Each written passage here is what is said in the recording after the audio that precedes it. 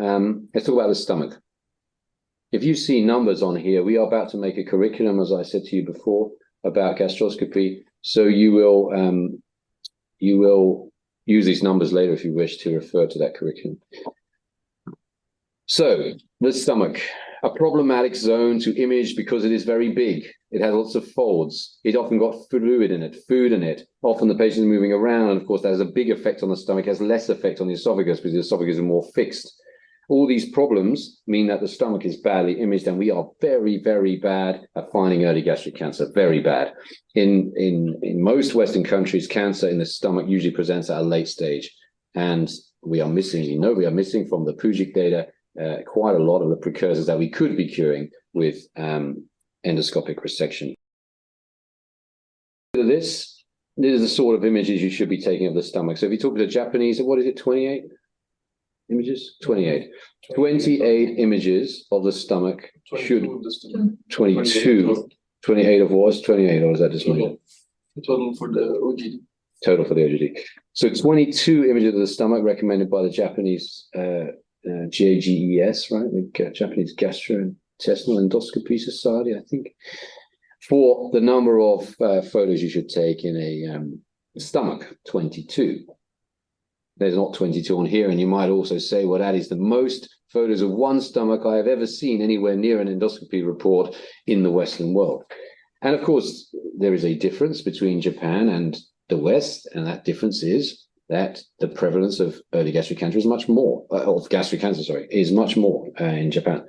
But that shouldn't stop us from wanting to do high quality endoscopy. And we've all covered this today.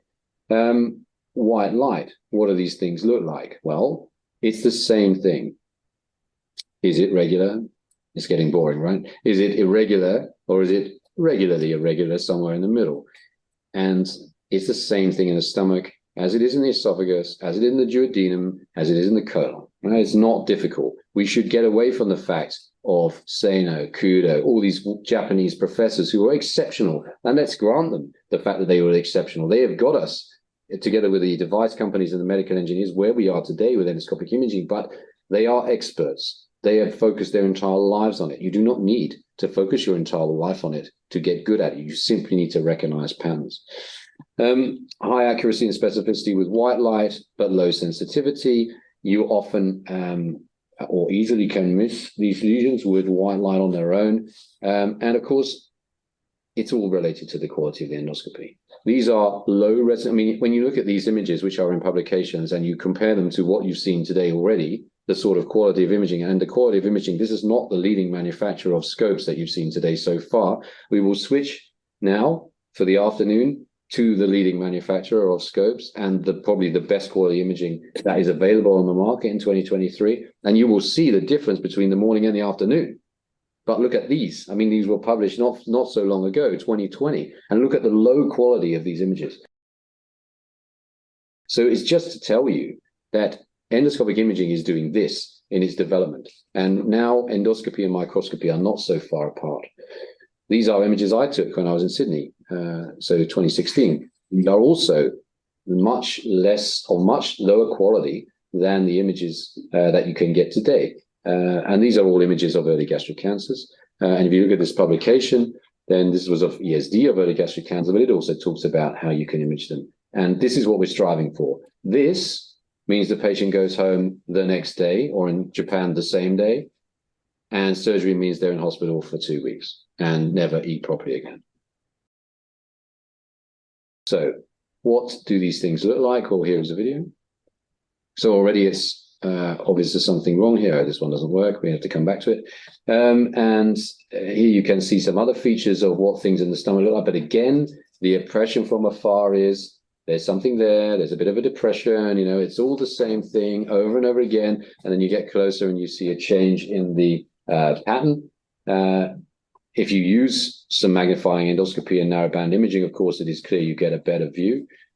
And there are some algorithms to help you in the stomach, but I'm not sure whether we are going to go through this now or just come back to it.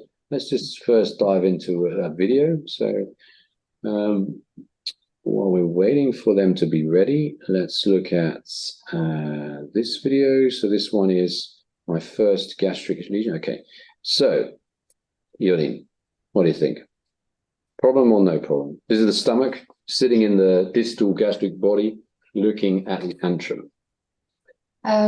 It's not very clear, but because it's a little bit far and not very clear image, but it looks like there's an elevation with a central depression. Perfect. Stop. Yes. And so what if you were asked to put a sizable amount of money, right, without any further images, would you say that that's cancer or not? My first guess would say yes. Okay. So I think that there's one key other feature of this image which is missing to suggest that you might not want to put your money on cancer. And what is that, PJ? Sorry, what was the question? It's a very badly phrased question. I'll rephrase it. There's something you cannot see on this image associated with the beautifully described lesion here that you would want to see if you thought that this was not cancer. What is there not? What commonly do we see in a stomach that looks like that, but that's not cancer, that would drive us away from thinking it was cancer? An ulcer, right? So you do not see an ulcer there. So if you saw here clear ulceration from afar, then you might think, well, okay, my money is better spent on the casino or something rather than betting on this image. But indeed, I agree with Yorin. I would put significant money, obviously I know it, but on that, right? So, okay, what do we want to do once we did blinking, once we did first impression, we want to get closer. This is last generation imaging, so it's definitely not as good as the ones I was showing you before. And obviously I'm still trying to do something here, but let's just consider this image. So what do we see here? It's getting simpler, isn't it? But this is, of course, very light Barrett's. Imaging the stomach for early gastric cancer is very light Barrett's because it's the same mucosa. What do we see here, Sophia? Yes, there is a line of demarcation. Yes, there is a demarcation line. So that's a very important concept. You can see it here and draw around it.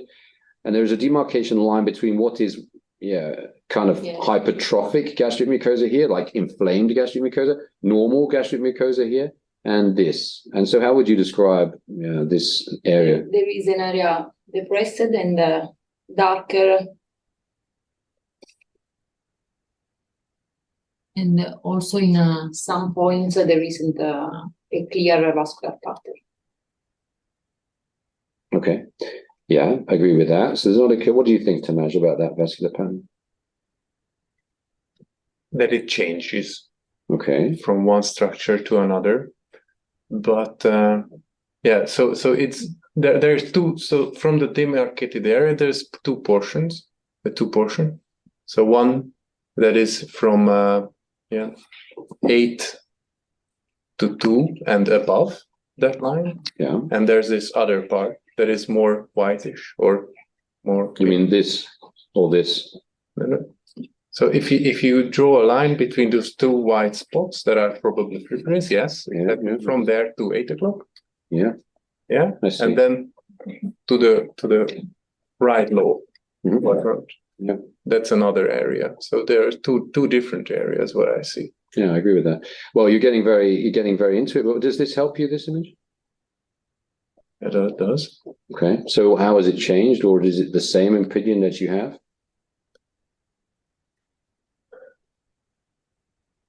Yeah, so we see the glandular pattern at the edge, and in the middle it changes. So if we would say, Kudo is definitely not for stomach, but for an analogy, I would say a longitudinal or tubular structures at the side and small round bits in the middle. Mm-hmm.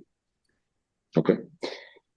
Excellent. But that's pit pattern, and you asked for vascular pattern. Well, you cannot see pit pattern here because the pit pattern requires you to get the pits, and you need some sort of chromendoscopy for that. Not virtual, because virtual is looking at the vascularity. So you are looking at vascular pattern, but in my opinion, that is the same thing. I think that there's too much published about the difference between vascular and pit pattern, and actually they are talking about exactly the same thing. So yeah, whatever. But so I accept your discussion of pit pattern as an exact translation into vascular pattern, with which I fully agree. And I think that what you see here is not really, it's not really completely irregular, is it? It's becoming irregular, but it's essentially the crowding of glands which you see in high-grade dysplasia. So this for me is probably high-grade dysplasia, but there's certainly something going on here. Okay, that's one example, and there's one more quickly because I think the room is now ready.